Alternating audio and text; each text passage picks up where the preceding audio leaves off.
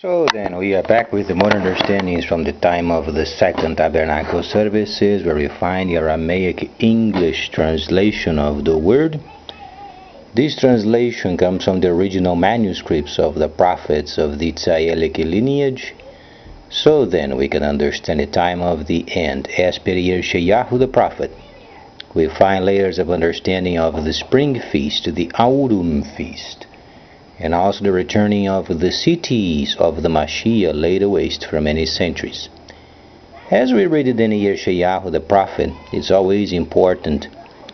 Why then the Arabs, they are part of these instructions, and why then some of the principles recorded, most principally on the Torah and on the prophets, you find that there is a section related with the Arab world.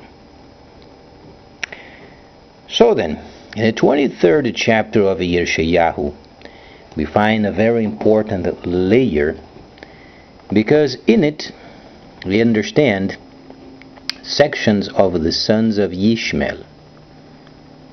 There are a lot of similarities regarding then the words in Hebrew and the words in Arab. And not only this, but it shows sections of events of the Daniel the 11th chapter. So particularly during this time of understanding, we find then that these particular understandings of trade first starts with the Arab world. So later on you find then the kingdom of the East. And then this particular kingdom of the East is linked up with the Arab world, not because the Arab world came first, that because the principles of Yod He Vav He started with Abraham, and because of prior of Abraham there was already the kingdom of China. So the kingdom of China is older than the scripture itself. Now, we are talking about principles, not divinity. Facts. So then, Bereshit explains areas, for instance, in Hebrew language, heaven, Hashamayim, the heaven. It's not truly the heaven as an habitation of the divine or the such. It simply means the sky.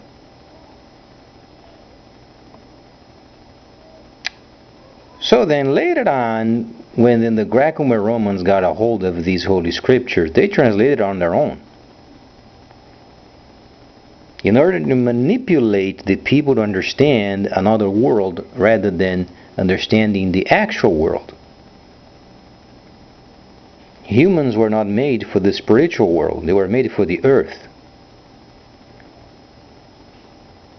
So because Hebrew is an action language, the Greco and the Romans then spiritualize, and then people, when they read heavens, they are thinking some sort of another spiritual world.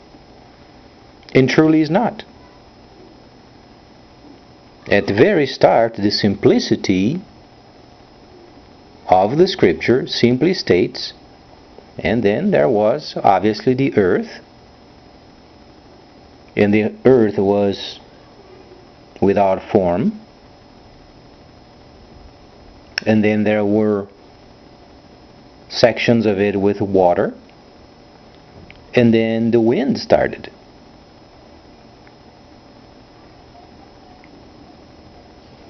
So the Hebrew language is very simple. The problem is later on the Greco-Romans came around and they spiritualized the whole situation, and then people simply were deceived.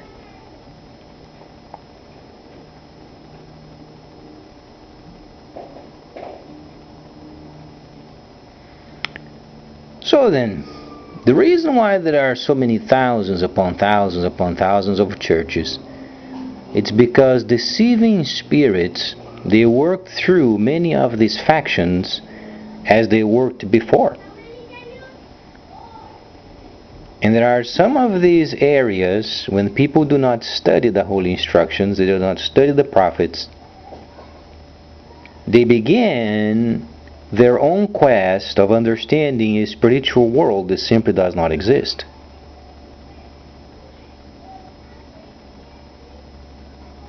Now, when people begin to learn, it's amazing the amount of murdering thoughts. People then begin to realize that they were deceived. Now then, this particular layer of YershiYahu, the 23rd chapter, explains the trade that Abraham taught his first son. Now, there were principles that Abraham taught him, as Hagar was a servant that he obtained in Egypt, and then afterward he had to fight a war.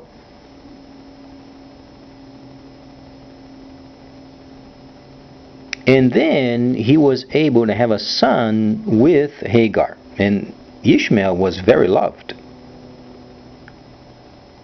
So then, because of the many kinds of skirmishes from first son and second son, then the writers of the second son at some point, they began to include other thoughts that's not truly part of it.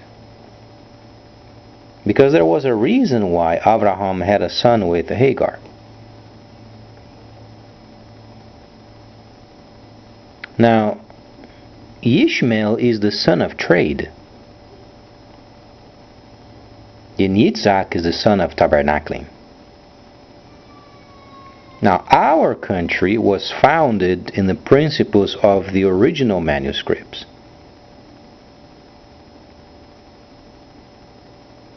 Later on, when the situation became a bit more improved, then the people that tried to take over and the nation went down. Ever since. As long as there is a very strong link with the divine, in respect and study for the scripture, then this nation remains stable. Now the morals are real bad.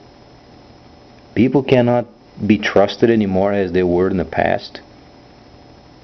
People, they want money, prestige, influence. And what about the scripture?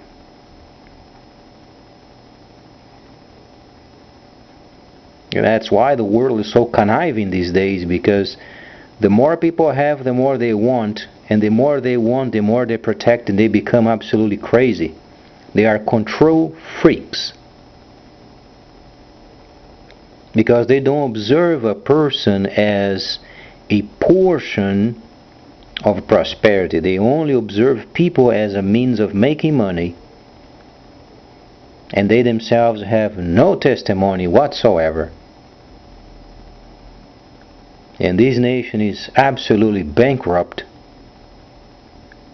and they are doing the same thing as people were doing previously, as far as taking advantage of people, absolutely taking the more of the people in the works as much as they can.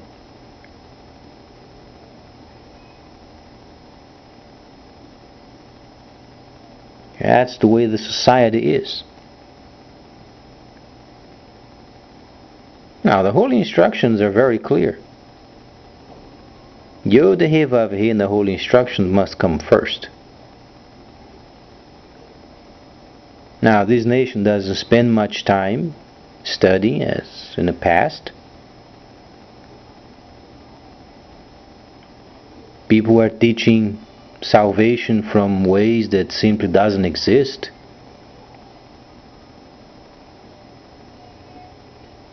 YershiYahu spoke 2 Corinthians 11:4, if any person comes and explains other Hamashiach or another Mashiach than they were explaining,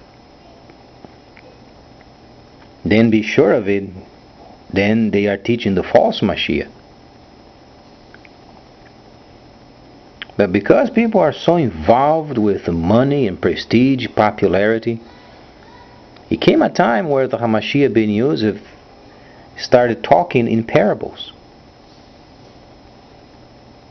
Because the only situation people wanted was money and prosperity. They were not interested in spiritual situations.